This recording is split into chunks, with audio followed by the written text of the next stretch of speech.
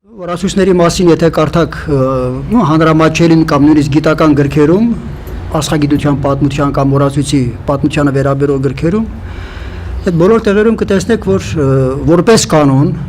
կարող եմ ասել առանց բացառության, օրացույցի ծագումը բխեցվում է մարդու տնտեսական գործունեությունից։ Ու տարբեր տեղեր գրված է, որ մարդը սկսավ հողով մշակել, անասուն պահել, ճանապարհորդել, ծովով նավագնացություն անել եւ այլն, եւ այդ բոլորը անհրաժեշտություն առաջացրին իմանալ թե ինչը երբ կատարվի ու ահա այդ ինչը երբ անելու անհրաժեշտությունից ծնվում է օրացույցը։ Շատ գրքից գիրք ժառանգող թյուրիմաստություն է, որևէ փաստի վրա չհիմնված։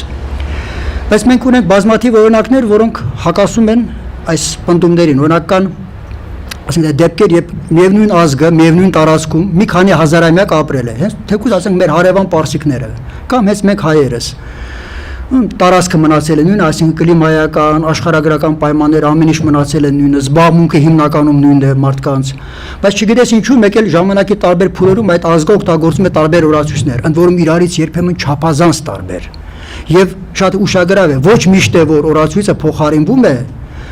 վատից դեպի լավ ուղղությամբ, անկատարից դեպի կատարյալը, հակառակը ավելի հաճախ ենք տեսնում։ Մեկ էլ շատ լավ կատարյալ օրացույց ունեն, մեկ էլ չգիտենք ինչու փոխեցին շատ անկատար օրացույցի։ Կան նաև այլ օրինակներ, ասենք թե միևնույն ազգը, միևնույն փոքրիկ տարածքի վրա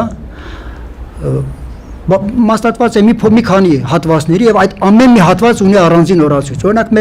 մեզից մի քիչ ներքև Շումերը, գիտենք, հարավային Միջագետքում ծաղկել է մի քաղաքակրթություն, որ այսօր հայտնի է Շումեր անունով։ Նույն ազգներ, նույն լեզվով են խոսում, փոքրիկ տարածք է, հարավային Միջագետ, Բաղդադից մինչև Պարսից ծոց տարածքն է, բայց այդ Շումեր կոչվածը դա քաղաք-պետությունների համակարգ էր,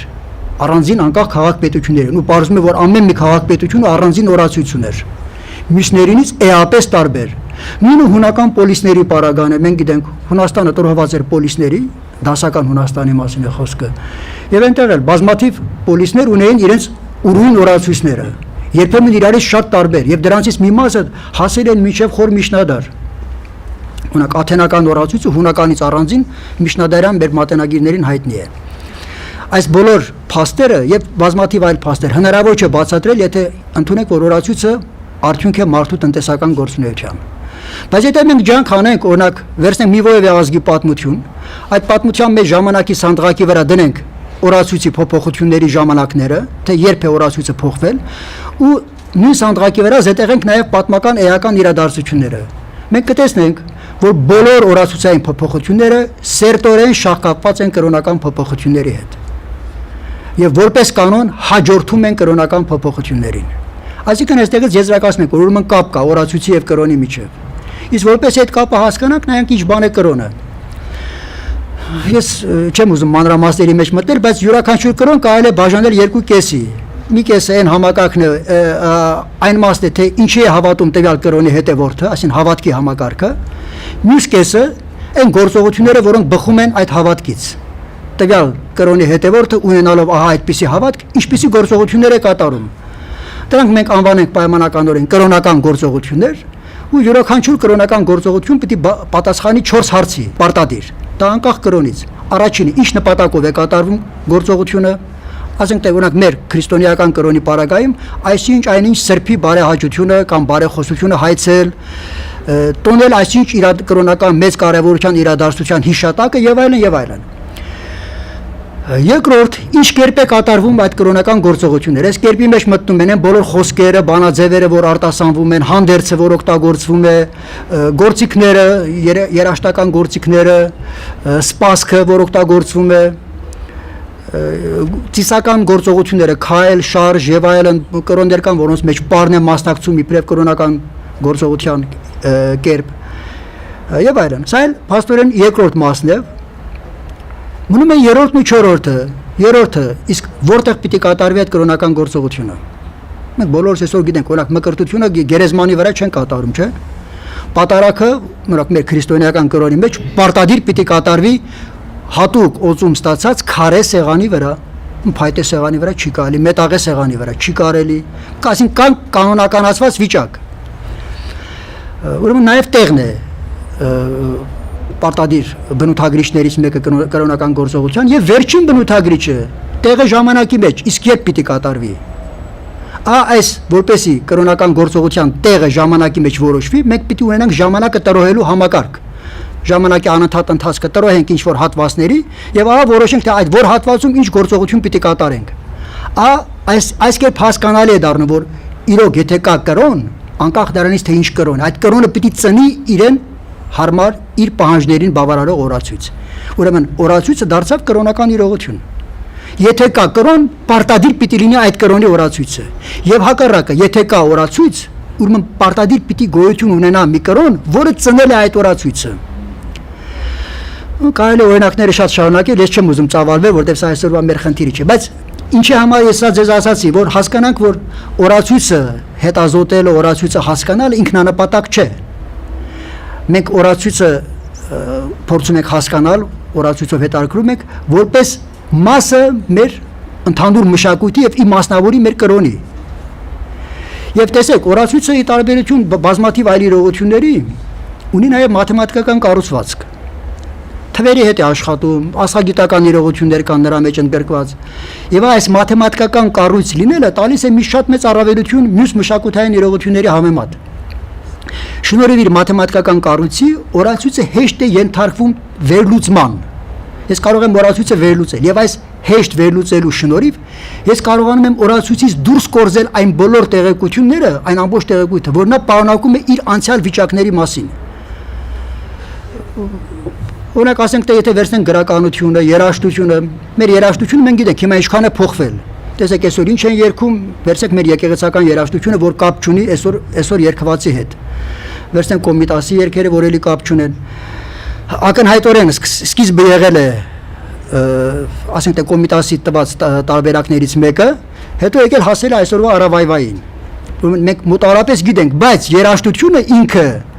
իր մեջ հնարավորություններ այդքան չի պարունակում այդ աղավաղման ուղին հստակ հետևելու որ տեսնենք ինչից հետո ինչ եղավ երբ եղավ ինչը օրացույցը ունի այդ առավելությունը շնորհիվ իր մաթեմատիկական կառույց լինելուն օրացույցը քանի որ անցնում է ազգի հետ իր ամբողջ պատմության ընթացքով բոլոր ազգը ինչքան փոխում է կրոնը օրացույցը դրա հետ հարմարվում փոխում է իր տեսքը եւ երբ որ հասնում է ինչ որ սևերիալ վիճակի մենք այդ վիճակից կարող ենք մաթեմատիկական վերլուծությամբ օրացույցից դուրս կորզել իր գլխին եկած բոլոր փոփոխությունները իրենց ժամանակներով այս օրացույցի հիմնական առավելություններից մեկն է այսինքն սրանով օրացույցը դառնում է նաև գործիք պատմական ինչ-ինչ հարցեր ճշտելու լինելով մի կողմից կրոնի մաս մյուս կողմից մաթեմատիկական կառույց նա նաև հնարավորություն է տալիս պատմական իրողություններ ճշգրտելու տեսնում եք էլի մի այլ կարևորություն եւս մենք ունենք օրացույցի համար մնացածի մասին եկեք հետո ասեմ էլի հարցեր կան որոնցով օրացույցը շատ կարևոր է հիմա նայենք թե մենք ինչ ունենք հայկական օրացույցների հետ կապված հայկական օրացույցների վերաբերյալ բնականաբար երկար պատմություն ունեցող ազգը պիտի ունենա նաև երկար վայրիվերումներ անցած օրացույց որտեղ ինչքան պատմությունը երկար է այնքան էլ այդ օրացույցն է երկար ապրել եւ այնքան բնականաբար շատ փոփոխությունների պիտի դա ենթարկված լինի մեր օրացույցի հայկական օրացույցի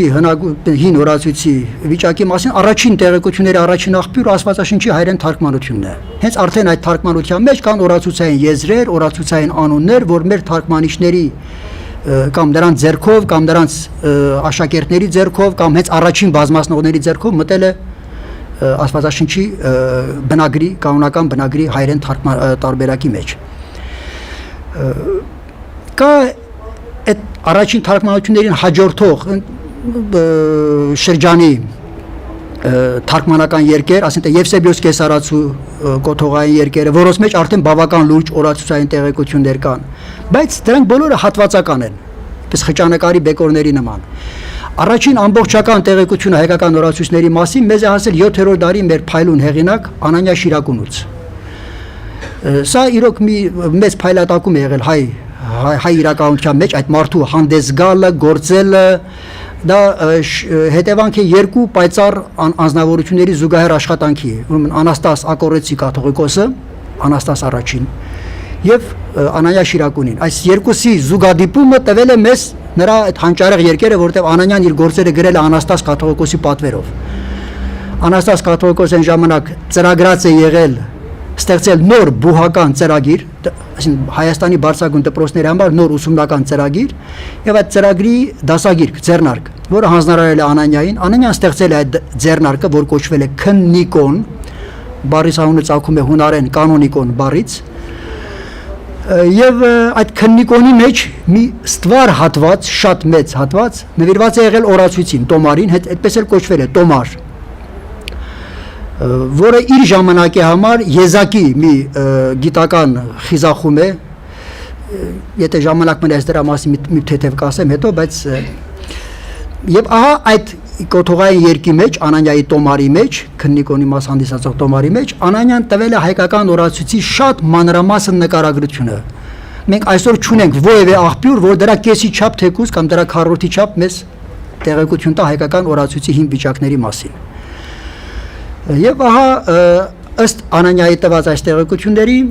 մենք ունենք, որ այդ ժամանակ եւ դրանից էլ դեռ բավական առաջ հայկական օրացույցը ունեցել է հետեւյալ կառուցվածքը։ Տարի է համարվել 360 օրերի ամբողջություն։ 360, լավ հիշեք։ Այս 360-ը տրված են եղել 12 հավասար տևողությամբ ամիսների, յուրաքանչյուրը 30 օր, որոնք բոլորը ունեցել են հատուկ անուններ։ Դրանք հայակազմ բառեր են մեծ մասամբ՝ նավասարդի, հորի, սահմի, տրեք, խաղոց, արած, մեհեկան, արեկ, ահեկան, մարերի, մարգաց, հրոտից։ Որոշ ժամանակակից խորհրդային շրջանի հատկապես աղբյուրներում գրում են 13 ամիս է եղել, վերջում եղել է 5 օրյա մի փոքրիկ ամիս, դա թյուրիմացություն է։ Նման բան չի եղել։ Մեր բոլոր հին հեղինակները գիտեն միայն 12 ամիս եւ 360 օրյա տարի։ Այդ 360 օրյա տարուց հետո եղել է 5 արտատարեկան օր։ Սրանք տարվա մեջ չեն համարվել։ Ընդհանուր անունով կոչվել են ավուրք ավելյաց կամ ավելիք։ Ավելացված օրեր պարզապես կամ ավելացվածներ, եթե այսպես ասենք։ Սրանք համարվել են տարուց դուրս։ Մեր քրիստոնյա շրջանի բոլոր տոմարագետ հեղինակները միաբերան պնդում են, որ այս 5 հավելյալ օրերը զուգահեռ են զուգադրված են այն 5 օրերին, որոնք ըստ ծննդոց գրքի նախորդել են մարդու արարմանը, չէ՞ որ արարչությունը ըստ ծննդոց գրքի 6 օր է։ Մարդը արարվեց 6-րդ օրը, ուրեմն դրանից առաջ կա 5 օր, եւ ահա այս 5 հավելյալ օրերը համարվել են մարդու արարմանը նախորդող 5 օրերին զուգահեռ ժամանակ։ Այս օրերը ունեցել են հատուկ անուններ՝ լուծ, եղջերու, ծկրավորի, արտախույր, փառազնոտի։ Ասեմ, այս բառերից մի մասը ստուգաբանված է, մի մասը չստուգաբանված, օրինակ ծկրավորի պարչի ինչ է նշանակում, մի մասն էլ, որ իմաստը պարզ է, օրինակ լուծ, եղջերու, պարչի ինչ կապ ունեն դրանք տոմարի հետ։ Այսինքն այնտեղ հարցեր դեռ չափազանց շատ կան։ Ուրեմն տարվա 12 ամիսները եւ 5 հավելյալ օրերը միասին տարեշրջանը դարձնում են 365 օր։ Եվ այս 365 օրի մեջ չկա փոփոխություն, սա կայուն է, միշտ նույնքան է։ Միշտ տարին ունի 12 ամիս, ամեն մեկը 30 օր եւ միշտ տարուց հետո լինում է 5 հավելյալ օր, առանց փոփոխության։ Սա նշանակում է մեր տարեշրջանը մի փոքր կարճ է իսկական արևադարձային տարվա տևողությունից, այսինքն այն տևողությունից, որի ընթացքում արևը մեկ լրիվ շրջան է կատարում երկնակամարով։ Մենք այսօր գիտենք արևադարձային տարվա ճշգրիտ տևողությունը, որ 365 ամբողջ 24, 21, 9, 8 եւ այլ մի երկարպես կոտորակ է, մոտավորապես 365 եւ քառորդ ասենք, մոտավորապես։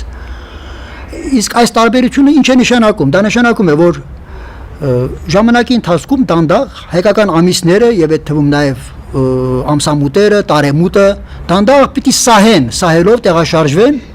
կայուն օրերի նկատմամբ, ասենք թե արևադարձերի կամ գիշերահավասարների օրերի նկատմամբ։ Եթե պարզ թվաբանություն ենք անում մատների վրա, ստանում ենք, որ այդ սահելը պիտի բերի մեկ ամբողջական շրջապտույտի 1506 տարվա ընթացքում։ Այսինքն եթե ասենք թե այսօր ասենք թե մեհեկան ամիսը սկսվում է ամառնամուտին, ուրեմն 1506 տարի հետո դարձյալ մեհեկան ամիսը կսկսվի ամառնամուտին։ Սա օրինակի համար եմ ասում։ Իսկ այդ ընթացքում նա կշարժվի տարվա բոլոր եղանակներով եւ կանցնի մեր այսօրվա օրացույցի, այսինքն հունվար փետրվարով մեր կիրառող օրացույցի բոլոր օրերով։ Այսինքն մենք ստանում ենք, որ հայկական այս օրացույցը չունի կայուն տարեմուտ։ Նրա տարեմուտը շարժական է։ Այդպես էլ կոչվում է շարժական օրացույց։ Հետազոտությունները ցույց են տալիս, որ հայերը շատ երկար ժամանակ այսպիսի օրացույց են օգտագործել։ Սա չի նշանակում, թե նրանք չեն իմացել տարվա ճշգրիտ տևողությունը կամ չեն կարողացել տարվա տևողությունը որոշել ու կայուն պահել, ոչ։ Սա նշանակում է միայն մի բան, որ այն ժամանակվա հայոց կրոնը այդ էր պահանջում։ Կրոնը պահանջում էր ունենալ այդ տեսակի օրացույց։ Օրինակ մենք գիտենք սրա օրինակը հին Եգիպտոսից, գիտեք որ Եգիպտոսում էլ ճիշտ այս տիպի օրացույց է օգտագործվել 365 օրյա շարժական տարիով, իսկ քրմերը շատ լավ գիտեին տարվա եւ ճշգրիտ տևողությունը աստղերով ժամանակ որոշել գիտեին եւ գիտեին տարին կայունացնելու բազմաթիվ հնարավոր տարբերակներ, բայց իրենք չգիտես ինչու կարճած մնում էին դրան, որովհետեւ կրոնը այդ էր պահանջում։ Ավելին Հիկսոսյան շրջանի փոփոխություններից հետո այնտեղ մի քանի փարավոններ են, մի ամբողջ դինաստիա կա, գիտեք, 17-րդ հարստություն է Հիկսոսյան, նրա փարավոնները փորձեցին օրացույցը փոխել։ Այդ դրանց Հիկսոսների գնալուց հետո եգիպտական քրմերը կանոն սահմանեցին, որ ամեն գահ բարձրացող փարավոն գահ բարձրանալուց առաջ հատուկ երթում էր տալիս, որ ինքը օրացույցը չի փոխի։ Քրմերը նախ հետ են բերում օրացույցը նախին վիճակին, հետո պարտադիր դնում են, որ փարավոնը երթվի, որ օրացույցին ձեռք չի տա։ Եվ այս երթումը պինդ աշխատել է մինչև Պտղոմեոսների ժամանակ, նոր Պտղոմեոսների ժամանակ, որոնք եգիպտացի չէին, արդեն գիտեք, ծագումով մակեդոնացիներ էին դրանք, Ալեքսանդրի զորավար Պտղոմեոսից էր գալիս, այն նոր Պտղոմյանները, Պտղոմեոս երրորդը, Էվերգետը, նա փոխում է էլի օրացույցը, բայց այդ էլ երկար կյանք չունեմ, նրա մահից հետո դարձյալ քրմերը հետ են բերում։ Այսինքն տեսեք, օրացույցի կայուն պահելը դա կախված չէ գիտական մակարդակի այսպեսին կամ այնպեսին լինելու հետ։ Դա պարզապես գալիս է կրոնից։ Կրոնը այդ էր պահանջում, նրանք այդ էին անում։ Նույն ձևի պատճառով Հայաստանում շատ երկար ժամանակ անփոփոխ օգտագործվել է 365 օրյա տարեշրջանով օրացույցը։ Մեր բոլոր մատենագիրները միաբերան ասում են, որ այդ օրացույցը հիմնել է Հայկ Նահապետը։ Այսինքն բոլորը չասենք, այսինքն բոլորը նրանք, ովքեր անդրադարձել են այդ հարցին։ Առաջին այդ մասին գրողը հենց ինքը Անանյա Շիրակունին է, այդ մասին գրում են վանական վարդապետը Հովանես Վանականը, այդ մասին գրում է Գրիգոր Տաթևացին, Հովանես Սարգսակը 11-12-րդ դարում եւ այլն։ Շատ ունենք հեղինակներ, որոնք այդ մասին գրում են, ու բոլորը միաբերան ասում են Հայկը եկավ Բաբելոնից, Հայաստանը նվաճեց, հիմնեց պետություն եւ հիմնեց օրացույց։ Ուրեմն հենց այդ պատճառով էլ օրացույցը ճիշտ է անվանել հայկյան օրացույց, որպես Հայկ Նահապետի Հայկ անունով մարդու հիմնած օրացույց, իր անունով դա կոչվի։ Հայկյան օրացույցը բնականաբար պիտի ունենար սկիզբ, այդ սկիզբը պիտի լիներ հենց այդ Հայկ անունով անձի գործունեության ժամանակ։ Նա ինչ որ մի բան արել է այդ մարդը։ Այդ սկիզբը գտնելու ջանքեր շատ են եղել հայ իրականության մեջ։ Առաջին այդպես հստակ խնդիր դնող եւ լուծելու փորձ անողը Ղևոն Դալիշյանն է։ 1860 թվականին նա բազմավեպում մի հոդված է տպում, անստորագիր, երիտասարդ է եղել, իր անունը ամաչել է տակը դնել։ Եվ այդ հոդվածում առաջին անգամ փորձում է ողջել հայկական օրացույցի սկիզբը, թե երբ է սկսվել հայկական օրացույցը, ինքը դա անվանում է հայկաշրջան, Հայկի անունից, այսինքն Հայկի շրջան։ Բավական, պես ասենք, խախուտ դատողությունների հիմքի վրա, բայց շատ փայլուն ինտուիցիայով Ալիշյանը ստացել է որակապես ճիշտ թվական, որակապես, քանակապես իր թվականը ճիշտ չէ եղել։ Ըստ Ալիշյանը ուրեմն ինչ է հիմք ընդունել, նա ասում է, քանի որ հայերը ունեցել են շարժական օրացույց, բայց դրա հետ մեկտեղ հայերը ունեին նաև անշարժ տոներ, իսկ մենք դա գիտենք, դա փաստ է, որ հայերը, մենք ժողովրդական տոներ ունենք մինչև հիմա անշարժ, ասենք թե վարդավառը, որը հնարավոր չէ ձմռանը կատարել, գիտենք, եթե վարդավառը կա, ուրեմն դա միայն ամառը կարելի անել։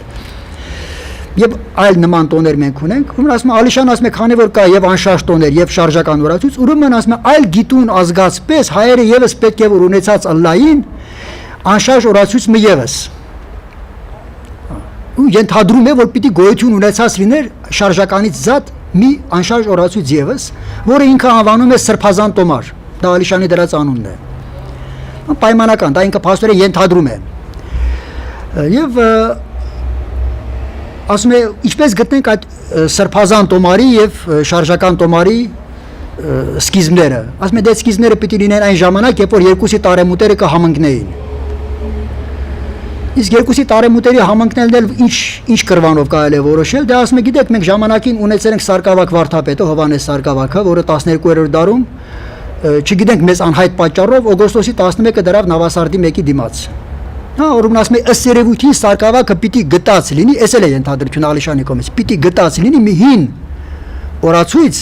որտեղ Նավասարդի մեկը դրված էր օգոստոս 11-ի դիմաց, եւ նա դա պիտի վերականգնած լինի, այս բոլոր Ալիշանի ենթադրություններն են։ Ահա, ասում եմ, եթե դա այդ սարկավակի գտածը դա է եղել, մենք դա հիմք կընդունենք, օգոստոս 11-ը կհամարենք Նավասարդի մեկի բնիկ նախնական դիրք։ Հետո մի այս բոլորը դեռ ենթադրությունների ասպարեզն է։ Հետո մի ուրիշ ենթադրություն էլ է անում։ Դա ասում է, քանի որ հին Եգիպտոսում կար Սոթիսի շրջանը, դա Սոթիս եգիպտացիները կոչել են Սիրիուս աստղը, շն աստղը, որի ծագումը համընկնում էր, զուգադիպում էր իրենց շարժական օրացույցի տարեմուտի հետ 1460 տարին մի անգամ։ Եվ այդ 1460-ամյակը գրականության մեջ ընդունված է անվանել Սոթիսի շրջան կամ Սիրիուսի շրջան։ Դա այլպես զուտ օրացուցային, պես ասենք, երջանիկ զուգադիպության հետևանք է, որտեղ կամայական ուրիշ աստղով դա չէր լինի, բայց Ալիշանը այդ մասին չգիտեր։ Նա ասում է, որ հայերն են օգտագործել այդ շրջանը եւ վերցնում է 1460 տարիներով հետ է հաշվում այդ օգոստոսի 11 Նավասարդի 1 զուգադիպման թվականից։ Օգոստոսի 11 Նավասարդի 1 զուգադիպման թվականը փրկչական 428 թվականն է։ Ալիշանը հանճարեղ էր եւ նրա ինտուիցիան հանճարեղ ինտուիցիա էր, ինքը որակապես շատ ճիշտ թվական է ասել, այսինքն դարաշրջանը թե երբ է տեղի ունեցել այդ օրացույցի հիմնումը, երբ է տեղի ունեցել հայկի գործունեությունը, ինքը որոշել է բավական ճիշտ։ Բայց հիմա ինչպես կարելի է դա ճշգրտել, ասեմ, որ Ալիշանից հետո շատերն են այդ հարցին անդրադարձել, ընդհանուր մինչև ոչ տոմարագետներ, ըստ Էդվարդ Աղայանը լեզվաբան, որոնք էլ հիմնվել են Ալիշանի դրույթների վրա, բայց դրան գումարել են մի ուրիշ կանխադրույթ։ Ասել են, դա այն հայերի եկվորության կանխադրույթն է, որ հայերը եկվոր են այս տարածքում, եւ հայերը Հայաստանի տարածք հայտնվել են նախքան Քրիստոս, ասենք թե 8-րդ, 7-րդ դարերից ոչ շուտ, ուրեմն եթե թվականը դրանից հին եղավ, դա հայերին չի վերաբերում, պետք է դրանից հետո որոնել։ Դրա համար ստացել են նախքան Քրիստոս 450-ական թվականներ, 455, 56, 60 եւ այլն, այսպիսի թվականներ ստացողներ կան։ Սա էլ ուրեմն այդ Ալիշանի կանխադրույթներին գումարվել է երկրորդ հայերի եկվորության կանխադրույթը։ Մենք այսօր գիտենք, որ հայերը այս տարածքում եկվոր չեն, եւ գիտենք թե որտեղից է գալիս այդ կանխադրույթը մեր վզին փաթաթելու փորձը, բայց եկեք այսպես մենք որպեսզի խնդիրը կարողանանք լուծել, մի կողմ դնենք բոլոր կանխադրույթները, նայենք միայն փաստերին ու նայենք տրամաբանությանը։ Ինչ ունենք։ Մենք ունենք մի կողմից շրջիկ հայկական օրացույց, շրջիկ տարեմուտով, մի կողմից ունենք անշարժ տոներ, ժողովրդական բազմաթիվ տոներ, որոնք հնարավոր չէ տարվա որոշակի եղանակից դուրս կատարել, եւ ունենք բազմաթիվ ազգագրական վկայություններ ժողովրդական սովորությունների եւ այլնի մասին։ Ահա այդ ազգագրական վկայությունների մեջ մենք ունենք, որ հայերի մեջ հնում եղել է աստղերի, երկնային լուսատուների պաշտամունք, մասնավորապես տեսնում ենք հայկի պաշտամունք, որը հստակ վկայված է մի քանի ազգագրական աղբյուրներում, հատկապես վանեցիների մոտ է դա լավ պահպանված եւ կա որ ասում պսակի հաջորդ առավոտը հարս ու փեսան բարձրանում են տանիք եւ տանիքում հիմն էին երգում հայկին զոնված հիմն։ Մեզ հասած ազգագրական վկայությունները մեծ հիմք են տալիս պնդելու, որ հնում հայերի մոտ եղել է, կիրառվել է գործնականորեն աստղերի դիտումներով ժամանակ որոշելու իրողությունը։ Ուրեմն գիտենք, տեսեք, աստղերը պայմանականորեն կարող ենք բաժանել երկնքում երևացող աստղերը 3 խմբի։ Աստղեր, որոնք բևեռամերձ տարածքում են, երբեք հորիզոնից վար չեն լինում, այսինքն տվյալ տարածքից միշտ դիտելի են դրանք։ Այսինքն բևեռային աստղը, Սայլը, կողքի Կասիոպե, Ցեֆեոս եւ այլ մյուս համաստեղությունները, դրանք միշտ հորիզոնից բարձր են, վեր են Հայաստանի տարածքից դիտողի համար։ Կան մի ուրիշ խումբ աստղեր եւս, որոնք տվյալ տարածքից երբեք չեն երևում։ Դրանք օրինակ հարավային բևեռի մերձ աստղերն են։ Մենք հիմա չենք տեսնում հարավային խաչը, մանրադիտակը, ճանճը, չգիտեմ, տուկան, լիքը համաստեղություններ կան, որոնք կերևան միայն հարավային կիսագունդ հասնելուց հետո։ Եվ կան միջանկյալ բնույթի աստղեր, միջանկյալ դիրք ունեցող աստղեր, որոնք տվյալ տարածքում եւ ծագում են եւ մայր են մտնում։ Եթե դուք իրիկունը ջանք թափեք նայեք արևելյան հորիզոնին, մի քիչ երկար նայեք, կտեսնեք, մեկ էլ աստղ չկար, մեկ էլ հանկարծ մի աստղ ծագեց հորիզոնից։ Հետո նայեք արևմտյան հորիզոնին, կտեսնեք, որ այդ ինչ որ աստղ եկավ, որ կար, եկավ դանդաղ մայր է մտնում։ Սրանք էլ ծագող մայր մտնող աստղերն են։ Տվյալ տարածքից դիտողի համար դրանք ինչ որ միջին դիրք են գրավում հյուսիսային եւ հարավային տիրույթի աստղերի միջև։ Այս ծագող եւ մայր մտնող աստղերը կամ ամեն մի տարածքից, որտեղից որ դիտում ենք, տարվա մեջ մի որոշակի հատված լինում են ոչ դիտելի։ Ինչու՞։ Այն պատճառով, որ նրանք ինչ որ տևողություն տարվա ընթացքում հորիզոնից բարձր են լինում միայն ցերեկային ժամերին։ Իսկ ցերեկային ժամերին մենք գիտենք աստղ չի երևում։ Արևը այնքան պայծառ է լուսավորում երկինքը, որ մենք ոչինչ չենք տեսնում։ Միայն խավարումների ժամանակ կարելի է բան տեսնել։ Ուրեմն եթե այդ աստղը տարվա ինչ որ մի հատված հորիզոնից բարձր եղավ միայն ցերեկային ժամերին, նա դառնում է ոչ դիտելի։ Բնականաբար հետո պիտի գա մի պահ, երբ այդ վիճակը կփոխվի, կդադարի այդ վիճակը, աստղը դարձյալ կդառնա դիտելի։ Հենց այդ առաջին դեպքը, առաջին օրը, երբ աստղը իր չերևալու շրջանից հետո դառնում է դիտելի,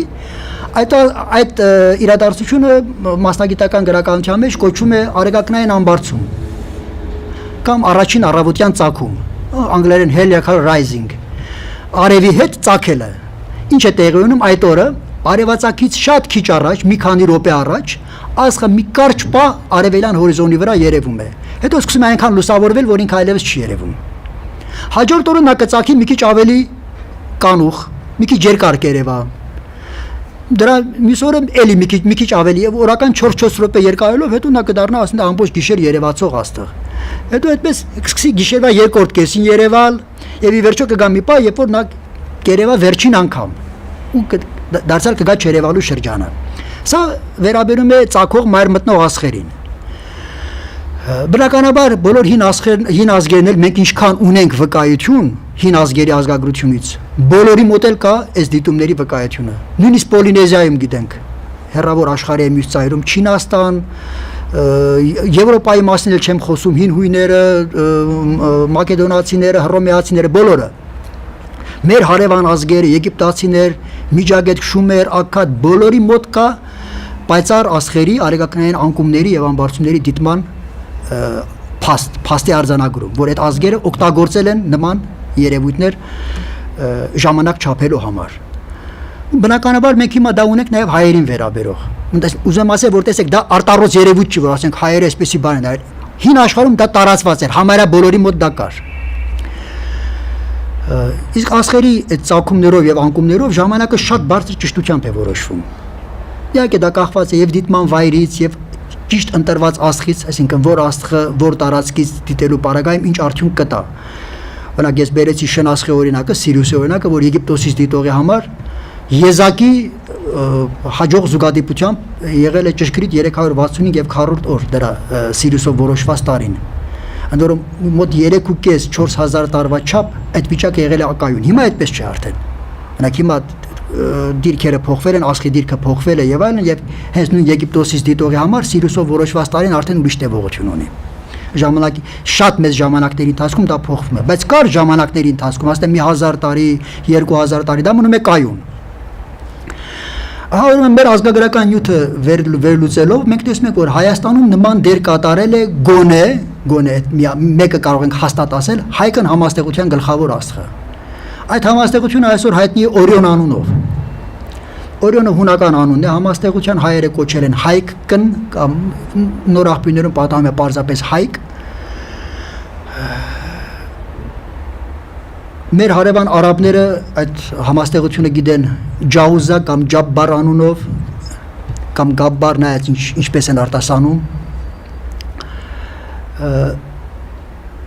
Եվ այդ համաստեղությունը շատ հետաքրքիր է, տեսեք, հունական դիցաբանության մեջ դա մի շարքային հերոս է, որսորդ է, ընդամենը հանճարեղ որսորդ է Օրիոնը։ Բայց մյուս կողմից այդ համաստեղությունը երկնքի ամենամեծ եւ ամենապայծառ ու ամենագեղեցիկ համաստեղությունն է։ Այդ ամեն մարդ, որ կարող է վիզը վերև թեքել ունենալ, կարող է համոզվել, հենց նայ այդ համաստեղությունը կասի, ինչ հրաշք է։ Շատ գեղեցիկ է։ Ու միանգամից տարօրինակ հարց է առաջանում, բալավ այդ ոնց է որ հույների մոտ դա շարքային մի հատ հերոս է, իրենց գլխավոր աստվածը չի։ Ակնհայտորեն Օրիոնի պաշտամունքը հույների մոտ եկվոր է։ Ու պատահական չի, որ նրանք այս Օրիոնի հայրենիքը դնում են ուրիշ տեղ, Հունաստանում չի։ Այսինքն հույների մոտ սա փոխարյալ պաշտամունք է, բնիկ հունական չի, եւ այդ անունն էլ եւս պիտի լինի փոխարյալ։ Իսկ որտեղից կարող է լինել, բնական է, դա պիտի լինի այնտեղից, որտեղ որ դա գլխավոր Աստված է։ Գլխավոր Աստված է հայերի մոտ։ Հայաստանում Օրիոնը ազգի հիմնադիր նախնին է, որ հնագույն պատկերացումներում պիտի լիներ գլխավոր Աստված։ Ուրեմն մենք ունենք Օրիոնի հայկի աստղով ժամանակ որոշելու իրողությունը։ Հիմա մնում է հետևյալ խնդիրը լուծել։ Պարզենք, թե այդ աստղի արեգակնային ամբարձումը Հայաստանի տարածքից դիտողի համար երբ տեղի կունենա։ Ասեմ, որ դա տարբեր դարաշրջաններում տարբեր ամսաթվերի են։ Օրինակ հիմա տարբեր է, 1000 տարի առաջ ուրիշ էր, 2000 տարի առաջ ուրիշ էր։ Ուրեմն որպես խնդիրը մենք լուծենք, մենք պիտի տարբեր դարաշրջանների համար այդ իրադարձության ամսաթիվը հաշվենք։ Մենք հաշվում ենք տարբեր իրադարձությունների համար այդ տարբեր դարաշրջանների համար այդ իրադարձության ժամանակը ամսաթիվը, հետո նայում ենք, թե հայկական շարժական տարեմուտը նավասարդի մեկը երբ է, որ դարաշրջանում, որ թվականին է համընկնում այդ մեր հաշվարկած թվականի հետ, ամսաթվի հետ։ Սրա հիմքում այն պարզ տրամաբանությունն է, մի տրամաբանական քայլ է, որ ընդունում ենք, որ օրացույցի հիմնադրման ժամանակ, հիմնադրման թվականին, տարին պիտի աստղի ծագումը եւ առաջին ամսվա առաջին օրը զուգադիպեին։ Այսինքն առաջին ամիսը, առաջին օրը տարեմուտը պիտի լիներ աստղի ծագման հետ։ Միայն սա է այստեղ կատարված ենթադրություն, ուրիշ ենթադրություն չկա։ Հաշվարկները կատարում են ոլորտային եռանկյունաչափության բանաձևերով, որ բոլոր դասագրքերում կա, այդպես շատ հասարակ բան է դա։ Այսօր կա նաև համակարգչային ծրագրեր, բայց ժամանակին այդ հաշվարկները արվել են ձեռքով, բոլոր այն ժամանակ դեռ համակարգիչ չկար։ Եվ ստացվում է հետևյալը, որ հայկի աստղի ծագման եւ հայկական շարժական տարեմուտի նավասարդի մեկի զուգադիպման թվականը նախքան Քրիստոս 2341 թվականն է։ Իսկ ամսաթիվն էլ ամառնամուտից 8 օր առաջ։ Ամսաթվի չվերացենք, որտեվ դա եթե հուլյան օրացույցի հաշվարկով անենք, դա լինում է հուլիսի 4-ը։ Եթե բերենք մեր այսօրվա օրացույցին, դա կլինի հունիսի 14-ը։ Ամառային արևադարձից 8 օր առաջ, մի շաբաթ, կլորացնենք, ասենք մի շաբաթ առաջ։ Ստացանք եւ թվական եւ ամսաթիվ։ Հիմա նայեք ինչքանով են սրանք ճիշտ։ Թվականի համար առաջին տարօրինակ, պես ասած տարօրինակ հիմնավորումը, անսպասելի հիմնավորումը գալիս է Մխիթարյան մի ուրիշ հայրի գործերից։ Մենք գիտենք կա շատ հայտնի մեր դասական պատմագրության վերջին ներկայացուցիչ Միքայել Չամչյանցը, որը ունի 3 հատոր կոթողային պատմություն հայոց։ Այդ պատմության վերջում ինքը տալիս է ժամանակագրական աղյուսակներ, տախտակներ իր ասած, եւ այդ ժամանակագրական տախտակների մեջ տալիս է իշարս այլ իրադարձությունների, նաեւ բելի սատակման թվականը։ Գիտենք հայկը բելը կրվեցին, բելը մեռավ հայկի նետից խոցված։ Եվ բելի սատակման համար հայր Միքայել Չամչյանցը տալիս է նախքան Քրիստոս 2343 թվական, որ ընդամենը 2 տարով է տարբերվում մեր օրացույցի սկզբի համար ստացած թվականից։ Ընդ որում ասեմ, ուշագրավի ինչն է, որ Չամչյանի գտած թվականը, դա ստացված է պատմական ու բանասիրական միջոցներով։ Ինքը պատմական տարբեր սկզբնաղբյուրների թվականները զուգադրել է, հանել է տարբեր սկզբնաղբյուրներից, զուգադրել է իրար, բանասիրական քննության է ենթարկել եւ ստացել այդ թվականը։ Մեր ստացած թվականը 2341 ստացված է միայն պարզ աստղագիտական եւ տոմարական թվաբանության միջոցով։ Այնտեղ ոչ մի պատմություն, ոչ մի ազգագրություն, ուրիշ բան չկա։ Այսինքն ստանում ենք 2 բոլորովին տարբեր միջոցներով ստացված թվականներ, որոնք իրար հետ համընկնում են 2 տարվա ճշտությամբ։ Ասենք, որ այդքան մեծ վաղեմության համար, 4500 տարվա համար, 2 տարվա զուգադիպումը դա պիտի համանենք ուղղակի համընկում։ Այսինքն դա ավելի մոտ են իրար դրան, քան սխալը, հաշվարկման սխալը։ Ոնց կարող ենք ասել, որ 2 տարբեր ճանապարհներով ստանում ենք նույն թվականը։ Հաջորդ զուգադիպումը այն է, որ մենք տեսնում ենք, թե ինչպես են իրար ներդաշնակում մեզ հայտնի սեպագիր եւ այլ աղբյուրներից հայտնի պատմական իրադարձություններն ու հայկի եւ բելի մասին մեզ գրավոր ավանդված պատմությունները։ Եթե վերցնենք թվականը 2341 եւ տարածաշրջանը Մոսես Խոյենացին եւ մյուս բոլոր հեղինակները Հայկի մասին ասում են, որ նա եկավ Բաբելոնից։ Ուրեմն պարզվում է, որ 2341 թվականին դեռ Բաբելոն չկար, քաղաքը հիմնադրված չէր, դա մի քիչ հետո է հիմնադրվել։ Բայց բանն այն է, որ Բաբելոն բառը չի նշանակում միայն այդ քաղաքը, Բաբելոն բառը նշանակում է նաեւ Բաբելոնիա երկիրը։ Ինչպես որ օրինակ Հռոմ նշանակում է ամբողջ հռոմեական պետությունը, կամ Մոսկով ասելով այսօր հասկանում են ռուսական մոսկովյան պետությունը եւ այլն եւ այլն։ Աքքադ ասելով հասկանում են եւ Աքքադ քաղաքը եւ Աքքադ պետությունը եւ նույն ձևով Բաբելոնիա պետությունը մենք կարող ենք հասկանալ, որը կար, իրոք կար հենց այդ թվականին։ Եվ այդ ժամանակ այդ պետությունը այդ տարածքը հայտնի էր Շումեր անունով։ Դա Շումերի վաղ դինաստիական շրջանի վերջն է։ Եվ այն ինչ ենք տեսնում, հենց այդ նշված թվականին Շումերի վաղ դինաստիական շրջանի վերջին գահականն է գահ բարձրացել, որը պատմության հայտնի է Լուգալ Զագեսի անունով։ Լուգալ թագավոր է նշանակում շումերերեն, Զագեսի էլ իր անունն է կամ մականունը չեմ կարող ստույգ ասել։ Եվ սա այն տիրակալն է, որը առաջին անգամ բռնի ճանապարհներով ապօրինի փորձում է միավորել Շումերի անկախ քաղաք պետությունները։ Այսօրվա հետազոտողներն ասում են դա ուշացած հանճար էր, պետք է շուտ գար այդ հանճարը, որ միավորեր մեծ հզոր պետականություն ստեղծեր եւ այլն եւ այլն։ Դա այսօրվա մտածողություն է։ Բայց իր ժամանակակիցները սեպագիր աղբյուրներով մեզ հասած հազարավոր հայհոյանքներ են թողել այդ տիրակալի անունին։ Նրա հասցեին, որ նա ուզուրպատոր էր, բռնակալ էր, խաբեբայ էր, ավազակ էր, գող էր, եկավ խլեց մեր թագավորությունները, բոլոր իշխանությունից զրկված թագավորիկները դեմ են եղել նրան։ Այսինքն մենք տեսնում ենք, որ համարյա նույն վիճակն է, ինչ որ Խոյենացին գրում է Բելի բոլորի վրա բռնանալու մասին։ Ասում է, երբ որ այն ժամանակ քաոս էր, ընկերոջ կողմն էր խրում սուրը, Բելը, Բելվոմն, ասում է պատահաբար, ոչ օրինաչափորեն, պատահաբար կարողացավ բոլորի վրա բռնանալ։ Իրոք Լուգալ Զագեսին էլ եղել է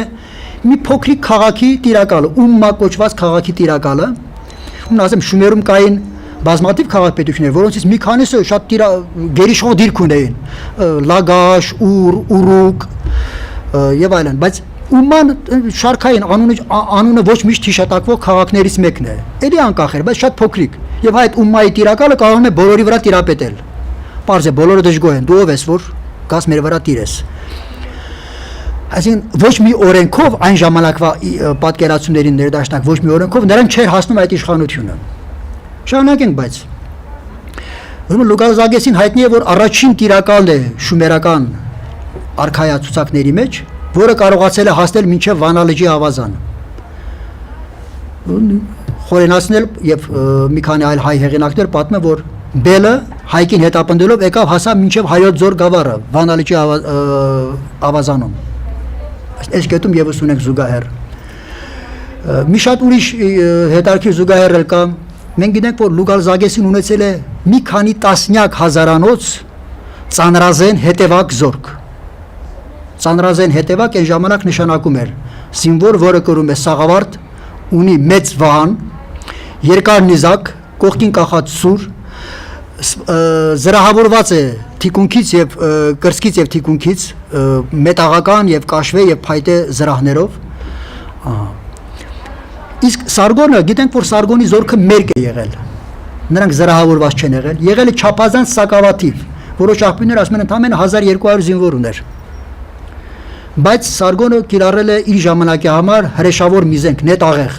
որը մինչ այդ որպես մարտական զենք չի կիրառվել։ Առաջին անգամ նա է պատերազմում կիրառել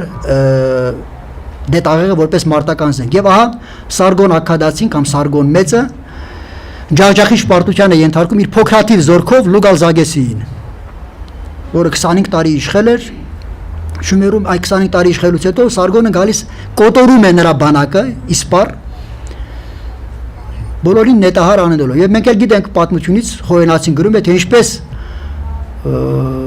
Բելը զրահավորված էր, նշում են նրա սաղավարտը, զրահը, թիկունքի, կրծքի, վահանը, մեծ ծանր նիզակը, սուրը եւ այլն եւ այլն։ Ճիշտ այնպես է նկարագրում Բելի սպառազինությունը, ինչպես որ մենք գիտենք ունեցել է Լուգալ Զագեսիի զորքը։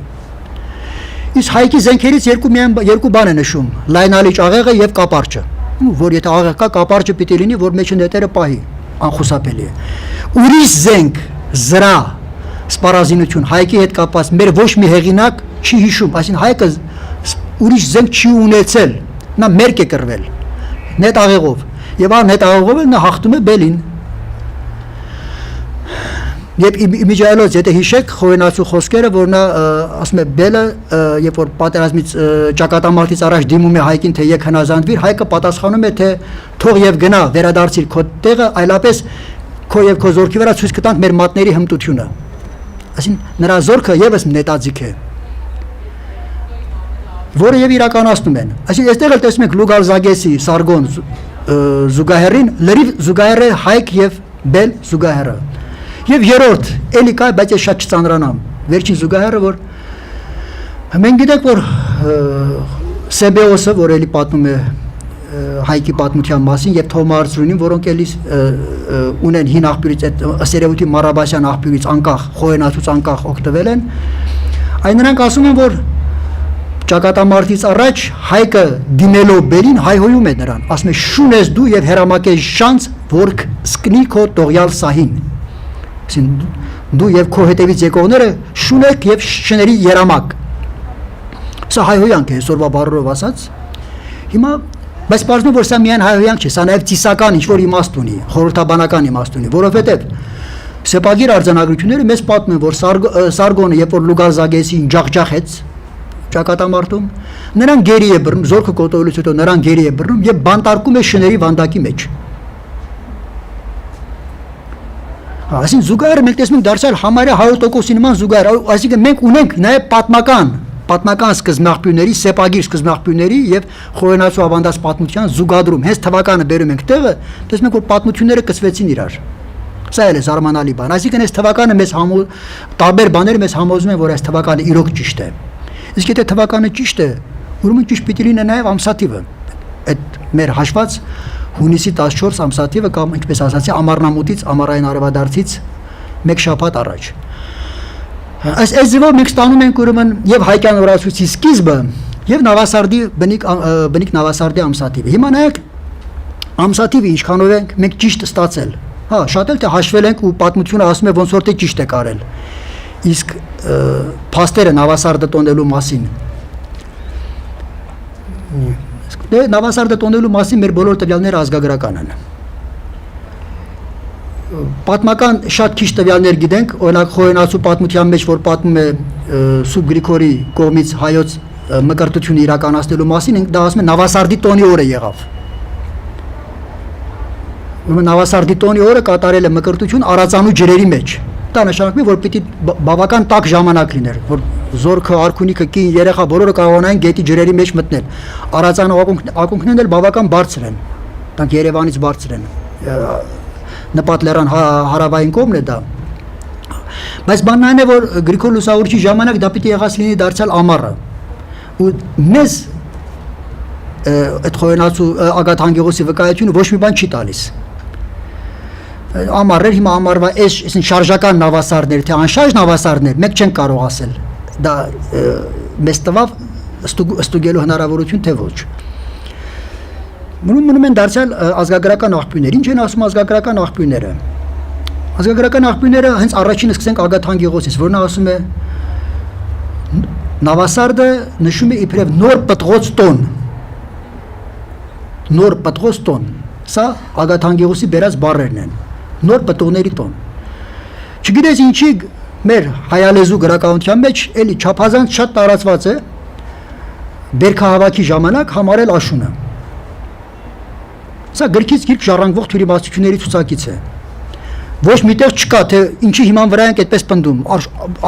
Բերքահավաք ուրեմն աշուն, բայց սիրելիներս, աշունը բերքահավաքի ավարտն է։ Բերքահավաքը սկսվում է ամառնամուտի շրջանում։ Գարնան վերջում է սկսում բերքահավաքը։ Հայաստանի պայմաններում բոլորդ գիտեք, երբ է հասունանում բալը, կերասը, թութը, ծիրանը, վաղահաս խնձորները եւ այլն եւ այլն։ Ավելին, մենք ունենք օրինակ վկայություններ եւ հիմա էլ արդեն կարծեմ կա խաղողի վաղահաս տեսակ, որ հենց այդ նույն ամառնամուտի շրջանում հասունացել է։ Խաղող։ Բայց սա դրսենք բոլորը դնենք դեր մի կողմ։ Չէ որ երկրագործի բարեկեցության հիմքը բալն ու կերասը չեն, ցորենն է, հացը։ Իսկ երբ է հասունանում ցորենը, այդտեղ կա թյուրիմաստություն, բոլորը ասում են ցորենը հնձում են ամառը։ Ոչ։ Հայաստանում ավանդաբար կիրառվել է ցորենի աշնանացան եղանակը։ Վանացիները դա կոչել են տրի ցանքս, որը ցանքսը արել են սեպտեմբերին, եւ ցորենը աշնանացան ցորենը Հայաստանի պայմաններում հասունանում է ճիշտ այնքան ժամանակում, ինչքան տևում է մարդու սաղմի հասունացումը 9 ամսում։ Եվ աշնանացան ցորենի հասունացումը Հայաստանում լինում է հենց ամառնամուտից 1 շաբաթ առաջ, մոտավորապես։ Դա կախված է եղանակից, գուցե մի քիչ էս կողմենքով, բայց դարձյալ ուրեմն նույն Նավասարդի շրջանում ընկնում է աշնանացան ցորենի բերքահավաքի սկիզբը։ Իսկ մենք գիտենք նաև որ Նավասարդին եղել է հացի ընծայում տաճարին, որը մինչև 20-րդ դար պահպանվել է ժողովրդի մեջ։ Ժողովրդի մեջ կան սովորություններ, աղբյուրներին տարել են ցորեն ու գարի են շախտվել աղբյուրի մեջ, բաղարջ կամ գաթա են գցել աղբյուրի մեջ, գետերի մեջ, հաց են տվել։ Այսինքն հացի ընծայում մենք ունենք իր տարբեր ձևերով, հատիկ տեսքով, ալյուր լցնելով, թխած հացը, բաղարջ, գաթա, հենց բոքոն հաց ընծայելու տեսքով։ Նրա ամենանախնականը տաճարին ցորենի խուրձը եւ աղացած ցորենը կամ արդեն հատիկ ցորենը ընծայելն է։ Հաջորդ փուլը կլիներ արդեն թխած հացը ընծայելը։ Ուրեմն սա եւս գալիս է ամառնամուտի շրջան։ Ամառնամուտը հենց այն ժամանակն է, երբ որ հասունանում է Հայաստանում աշնանացան ցորենը։ Մի ուրիշ բան եւս ասեմ, օրինակ տեսեք, հետո այդ մասին դելի առիթ կունենանք մի քիչ խոսելու։ Նավասարդը երկար տոներից, մի քանի տոներից բաղկացած տոնաշարք է եղել, այսինքն դա մի օրվա տոն չի, մի ամբողջ շաբաթ կամ նույնիսկ գուցե ավելի երկար տոնվել է։ Եվ այդ տոների ծեսերի մեջ պարտադիր եղել է գուշակությունը, որը մինչև այսօր պահպանվել է համբարձման ջանգյուլումի տեսքով։ Գուշակությունը բնականաբար, եկեք այսպես մի բան մտածենք, օրինակ եթե դուք մի բան եք գուշակում, ուզում եք մի բան իմանալ, երբ կուզենաք դա իմանալ, տվյալ գործը, որին դա վերաբերում է, գործը սկսելուց առաջ։ Ուրեմն եթե կյանքի գուշակությունը դա պետք է լինի կյանքը սկսելուց առաջ, իսկ կյանքի հիմնական պարբերաշրջանը տարին է։ Ուրեմն գուշակությունը իմաստ ունի միայն տարեմուտի շրջանում, տարեմուտին կամ դրանից առաջ, դրանից հետո իմաստ չունի։ Տարին սկսվեց, արդեն գնաց։ Ուրեմն բնականաբար այդ գուշակությունները եւս հնում պետք է մաս կազմած լինեն Նավասարդյան տոնաշարքի ծեսերի։ Եվ ահա մենք գիտենք համբարձման այդ հիմնական առանցքային ծեսը, ջանգյուլումը կատարվում է ծաղիկներով։ Եվ կոչվում է ջանգյուլում։ Գյուլ բառը, որ նշանակում է եւ ծաղիկ, եւ վարդ մասնավորապես։ Եվ վարդ ծաղիկը եւ ընդհանրապես ծաղիկ։ Այսինքն սա պետք է լինի վարդի հասունացման ժամանակ, վարդի ծաղկելու ժամանակ։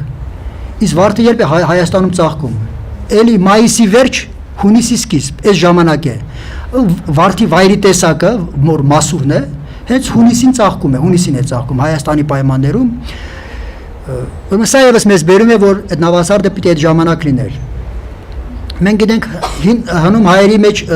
ավանդույթ է եղել տարեմուտի նախորդ օրը ծաղկամուտ կոչել։ Տարեմուտի նախորդ օրը, այսինքն նախորդ տարվա վերջին օրը կոչել ծաղկամուտ։ Ծաղկամուտ նշանակում է պիտի ծաղկունք շատ լինի։ Իսկ տարվա մեջ ամենաառատ ծաղկունքի շրջանը դա հենց գարնան վերջ ամառվա սկիզբն է։ Գալիս է էլի հունիսի կեսեր։ Սա այն ժամանակն է, երբ որ տեսեք, որտեղ Հայաստանում տարեկան անձրևների մաքսիմումը լինում է մայիս-հունիս ամիսներին, դա մոտավորապես 1.5 ամիս տևող ժամանակ է։ Մայիսը եւ հունիսի կեսերը։ Հենց այդ առատ անձրևներից հետո ծաղկունքի ամենաբուրըն շրջանն է։ Հենց այդ ժամանակ էլ մեղրի առաջին բերքն են քամում եւ այլն եւ այլն։ Սա եւս մեզ հուշում է մասին, որ դարձյալ պետք է Նավասարդը լիներ ամառնամուտի շրջանում, ամառնամուտից մի քիչ առաջ։ Այսինքն մեր ստացած եւ տարեթիվը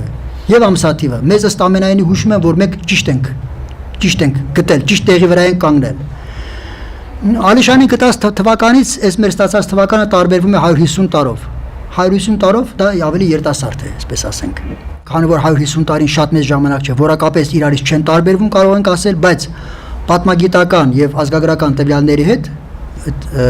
մեր ստացած թվականը համընկնում է լիովին։ Այսպեսով կարող ենք համարել, որ հայկյան օրացույցի եւ նավասարդի դիրքի հարցը մենք բարձեցինք։ Բայց բնականաբար հարց է առաջանում. իսկ լավ, հայկի Հայաստան գալուց առաջ Հայաստան չկար։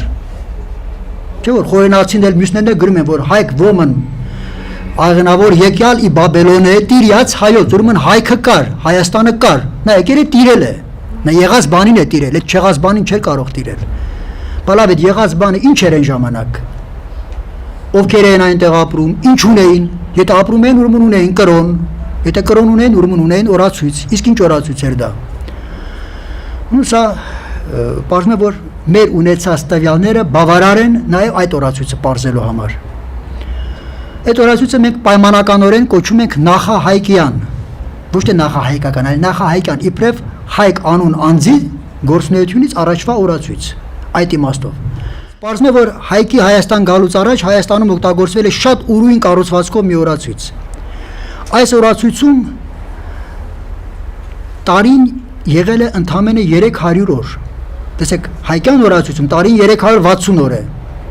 Նախահայկյան օրացույցում տարին 300 օր է։ Եվ եթե հայկյան օրացույցում տարին բաղկացած է 12 ամսից, նախահայկյան օրացույցում տարին բաղկացած է ընդամենը 10 ամսից։ Մնացյալ ժամանակը տարեշրջանի համարվել է արտատարեկան, մոտավորապես 65 օր։ Հայկյան օրացույցում դա 5 օր է, այստեղ 65 օր է։ Իսկ ինչպես է այս օրացույցում որոշվել տարվա սկիզբն ու ավարտը, դա որոշվել է դարձյալ հայկի աստղի ծագումով։ Ուրեմն տարի է համարվել միմիայն այն տևողությունը, որի ընթացքում երկնքում հնարավոր է եղել թեկուզ օրվա մեջ մի կարճ պահ այդ աստղը դիտել։ Հենց եկավ այն տարվա այն ժամանակը, երբ այդ աստղը այլևս դիտելի չէ, ոչ մի պահ, այդ ժամանակը համարվել է արտատարեկան, տարուց դուրս, դա եղել է արգելքների շրջան։ Կրոնական առումով համարվել է, որ այդ ընթացքում գլխավոր պաշտվող էակը, պայմանականորեն ասենք հայկ, դա հայր Աստվածն է,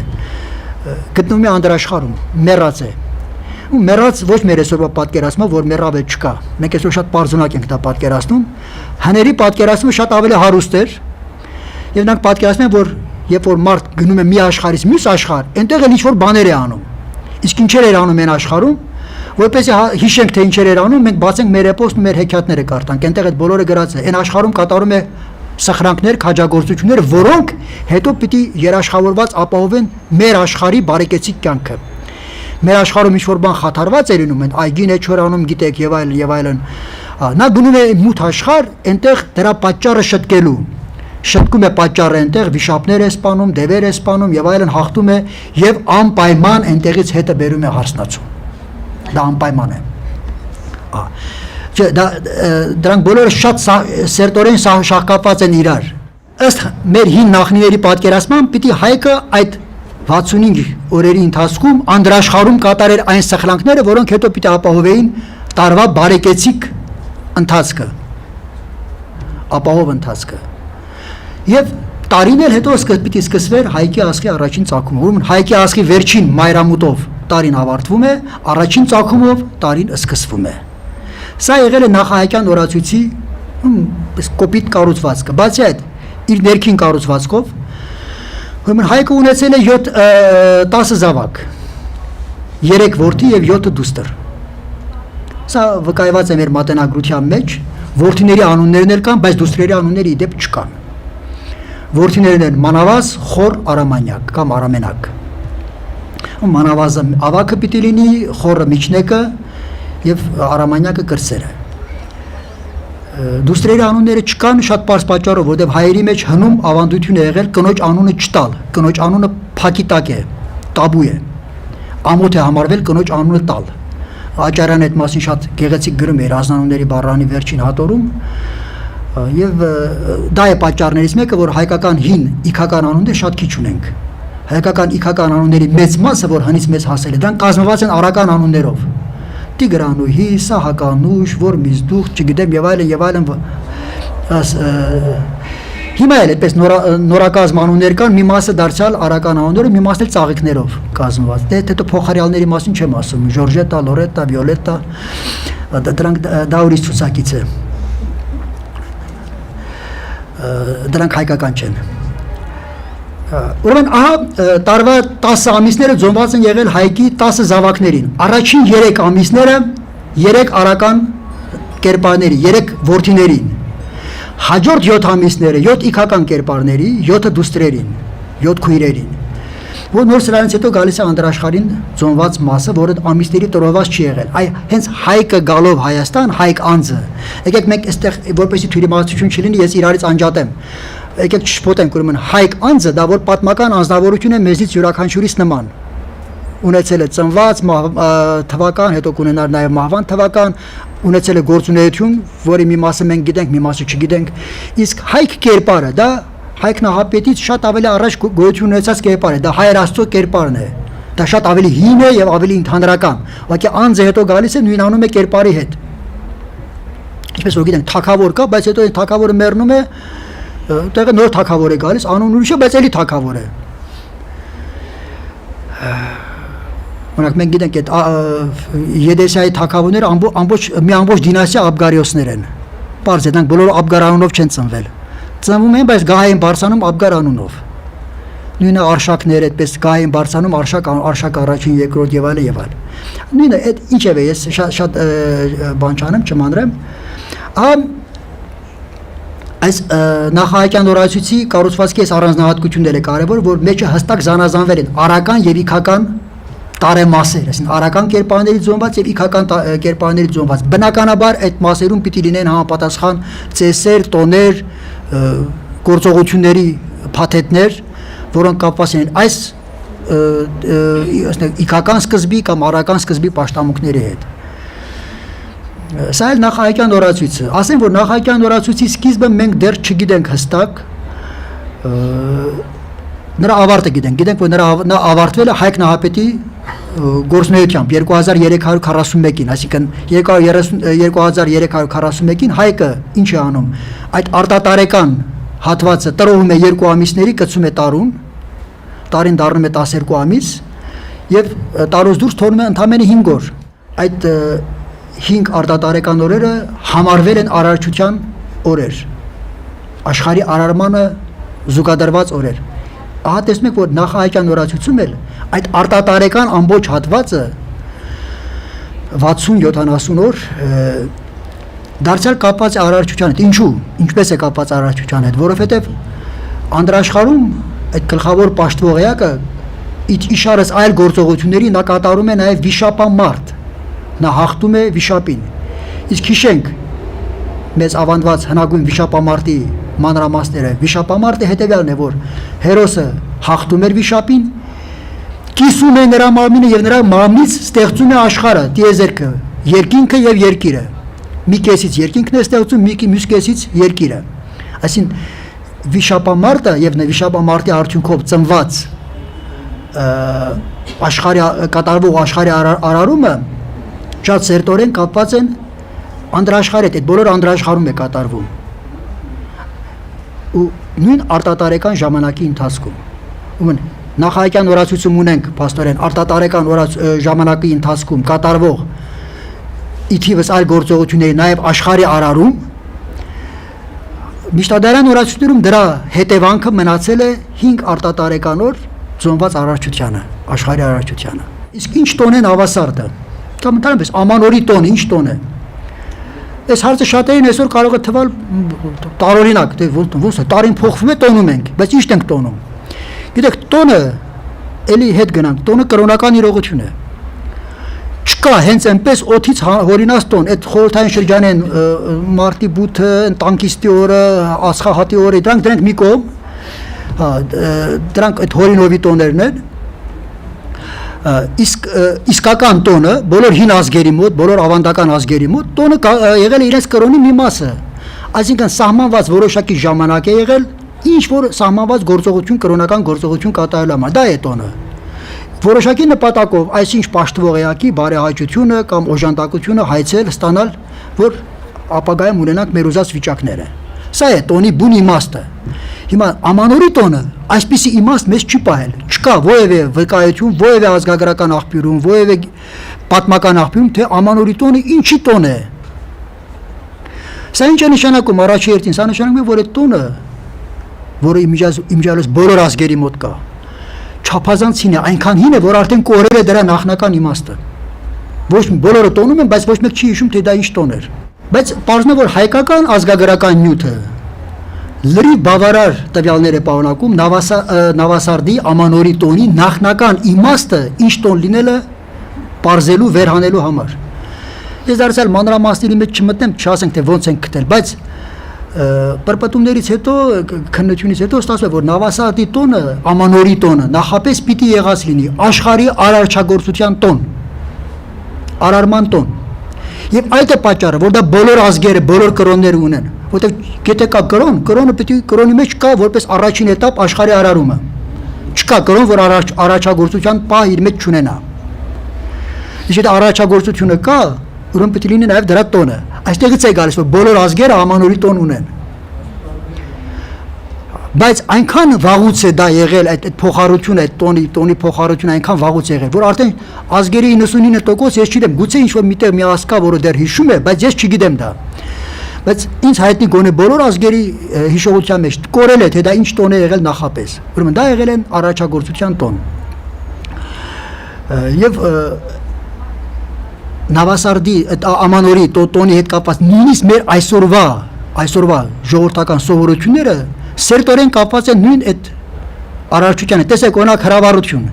հրացանաձգություն, աղմուկ անել, ծնծղաներով, թմբուկներով եւ այլն աղմուկ անել, որտեղից է սա գալիս։ Սա նույն վիշապամարտի աղմուկի կրկնությունն է։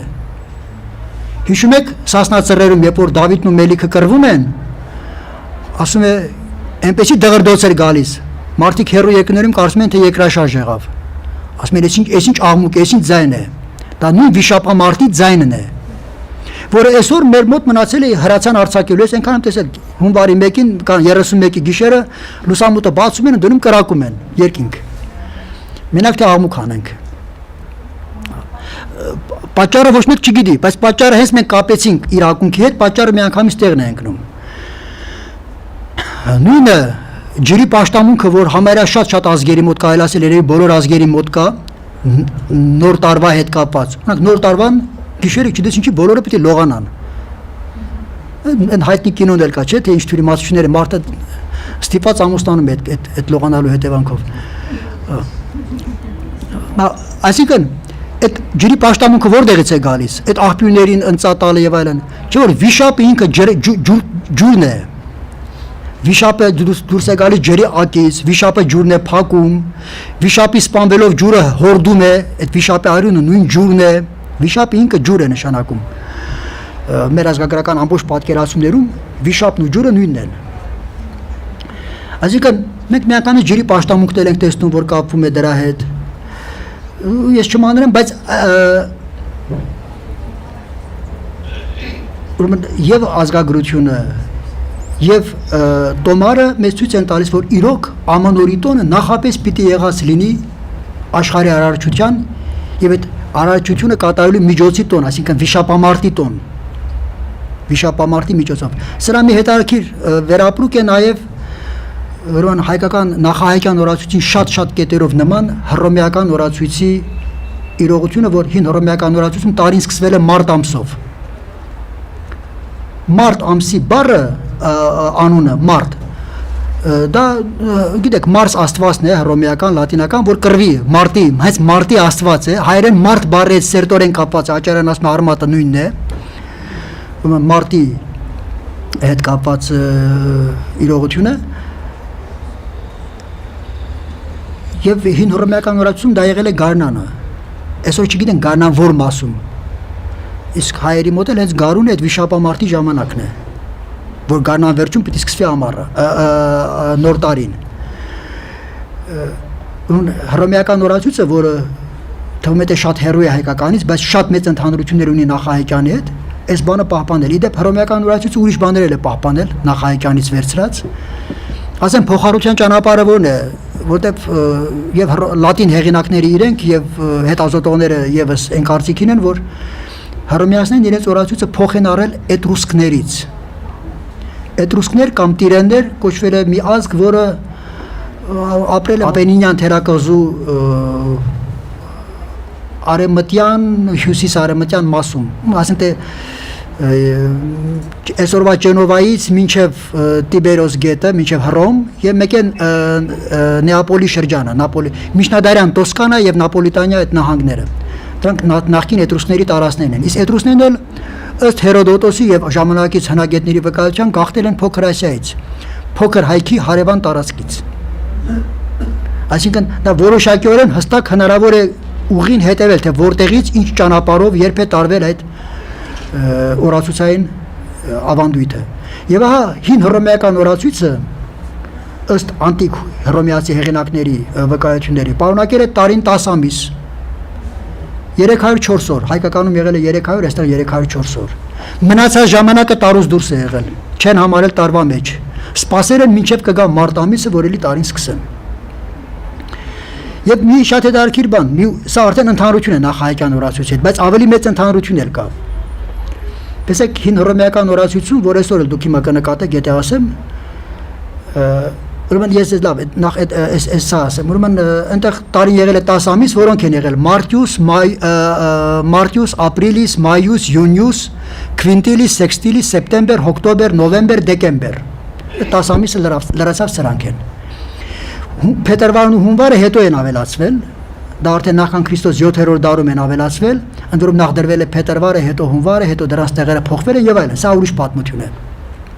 Բայց ճիշտ է հետաքրքիր։ Այս ամիսներից 4-ը ունեն հատուկ անուններ, 6-ը չունեն անուններ։ Հերթական համաներով են կոչվել Քվինտիլիս, Սեքստիլիս, Սեպտեմբեր, Հոկտոբեր, Նովեմբեր, Դեկեմբեր, այսինքն 5-րդ, 6-րդ, 7-րդ, 8-րդ, 9-րդ, 10-րդ։ Ինչու՞։ Պատճառը պարզ չի։ Բայց հենց մենք ընդունենք, որ սա փոխ է առնված նախահայկյան օրացույցից, պատճառը տեղն է ընկնում, չէ՞ որ այնտեղ 7 ամիս պիտի կոչված լինեին իքական անուններով, իսկ իքական անունը տաբուի տակ է, արտաբերել չի կարելի։ Նրա անունը չեն տալիս, եթե այդ անունը ձոնված է իքական կերպարի, նրա անունը չի կարելի տալ, ասում են այսին 4-րդ ամիս, իմանալով թե ումն է, բայց անունը չի կարելի տալ։ Իսկ ինչու շատ հետաքրքիր է, թե ինչու այնտեղ ունենք 7 դուստր, այստեղ ունենք 6 ամիս անանուն։ Ուրեմն շատ հետաքրքիր մի բան կա, էլի հայկական ազգագրությունն է տվյալները պահպանել, այդ 7 քույրերի պատմությունը որ կա, ասում են 7 քույրերից մեկը տարբերվում էր մյուսներից։ Եվ այդ միակն է, որը նա ծնում է, այն հրաշք զավակներ է ծնում, փրկությունը բերող, որոշ դեպքերում ծովինայի նման զույգ տղա, որոշ դեպքերում տղա աղջիկ, տարբերակները շատ կան, բայց որպես կանոն զույգ հրաշք երեխաներ են ծնում։ Եվ ահա հայերի եւ հարևան ազգերի մեջ պահպանվել է, որ կինը ընդհանրապես կնոջ անունը որ չէին տալիս, բայց կինը կոչվում է իր ծնած Անդրանիկ Զավակի անունով։ Այսինչի մայր։ Ուրեմն այդ այն կինը, որը Զավակ է ունեցել, նա արդեն կարող է կոչվել։ Ուրեմն չէ որ մեկը Զավակ է բերել, ուրեմն դրա համար 7-ը դառնում է 6։ Այսինքն տեսեք նույնիսկ այս տեսակ իրողությունները իրենց տեղն են ընկնում։ Ամեն ինչ դառնում է շատ գեղեցիկ ու հասկանալի։ Ասեմ որ հռոմեական օրացույցը միակը չէ, որը փոխ է առնված հին հայկական օրացույցից։ Ժամանակին այդպեսի մի փոքրիկ հետազոտություն էր արվել, օրինակ քննության էր առնվել Ծննդոց Հնգամատյանի գրքերից մեկը Ելից գիրքը, որ հրեական կրոնի գրքերից է փաստորեն։ Ու գիտեք որ այդ գիրքը մեզ է հասել բազմաթիվ խմբագրություններից հետո, դարերի ընթացքում դրանք խմբագրվել են, բայց գիտեք որպես կանոն խմբագիրները որ խմբագրում են միտքը, ամեն մի նախադասության միտքը, բառերը, բայց հարաբերական միտքը երկու նախադասությունների միջև եղած միտքը, այսինքն մտքերի հարաբերությունը չի խմբագրվում որպես կանոն, դա չի նկատվում որովհետև, այսինքն տողերի արանքը մնում է չխմբագրված, արդ եթե այդ հին աղբյուրներից դուրս ենք հանում չխմբագրված մաս, այսինքն տողերի արանքն ենք քննում։ Ստացվում է շատ հետաքրքիր պատկեր, ուրեմն Ելից գրքի պարունակած ժամանակ նշանակող բառերի վերլուծությունը, ուրեմն դուրս են գրում ամբողջ Ելից գրքից այն բոլոր բառերը, որոնք ժամանակի հետ կապված իմաստներ ունեն։ Հենց այդ բոլոր բառերը դուրս են գրում եւ դրանք սկսում են վերլուծել իրար հետ համադրելով։ կարողանում ենք վերականգնել այն օրացույցը, որը պիտի օգտագործած լինեին այդ գիրքը գրողները, ոչ թե խմբագրողները, այլ գրողները։ Եվ այդ օրացույցը ստացվում է հար եւ նման նախահայկյան օրացույցին։ Էլի 10 ամիս տևող տարի, մոտավորապես 300 օր տևողությամբ եւ արտատարեկան շրջան եւ տարեմուտը ամառնամուտի շրջանում։ Ուսայել, այսինքն տեսեք էլի մեր հարևան ազգերից են, որ հստակ երևում է, որ օրացույցը փոխ է առնված այստեղից։ Իսկ թե որտեղից է փոխ առնված, այդ ասենք թե վիճեն, բայց գուցե հակառակն է ուղղությունը, դա որոշելը շատ հասարակ է, որովհետև եթե ունես մի իրողություն, որը երկու հոգու մոտ կա, նայում ես թե ում մոտ է պահպանված դրա պատճառը, բացատրությունը, ում մոտ որ բացատրություն է, նայել աղբյուրն է, ում մոտ որ բացատրությունը չկա, նա փոխ է առել։ Ելից գրքում այդ օրացուցային տարբեր իրողություններ ներկայացված են որպես հրաշք կամ աստվածային պատվիրան, ասում է Եհովան պատվիրեց այսպես կանես, եթե չէ կպատժեմ։ Հայկական օրացույցում դրանք բոլոր ունեն պարզ հասարակ մատների վրա հասկանալի աստղագիտական բացատրություն։ Ուրեմն պատճառը այստեղ է, ուրեմն փոխառության ուղղությունը այստեղից են տեղը։ Մի բան եւս ես հիմա ուղղակի հիշեցի, մոռացա ասել, այդ նախահայկյան օրացույցի մասին մի շատ հետաքրքիր զուգադիպություն եւս կա։ Ուրեմն մեր աղբյուրներն ասում են, որ Հայկի որդիների, զավակների անուններով կոչվեցին ամիսները։ 10 զավակեր, ուրեմն 10 ամիս։ Բայց մյուս կողմից մեր աղբյուրները պահել են Հայկի հետինների ամբողջ թիվը։ Ասում են Հայկը որ եկավ, շատ սակավաթիվ մարդկանցով, ամբողջը միասին 300 հոգի էին։ Ուրեմն տրամաբանությունը ասում է, եթե զավակները ամիսներն են, մնացյալն էլ ամսվա օրերը պիտի լինեն, տարվա օրերի քանակը, եւ իրոք նախահայկյան օրացույցում տարին 300 օր է։ Այս նույնիսկ այս տվյալները շատ լավ խոսում են իրար հետ։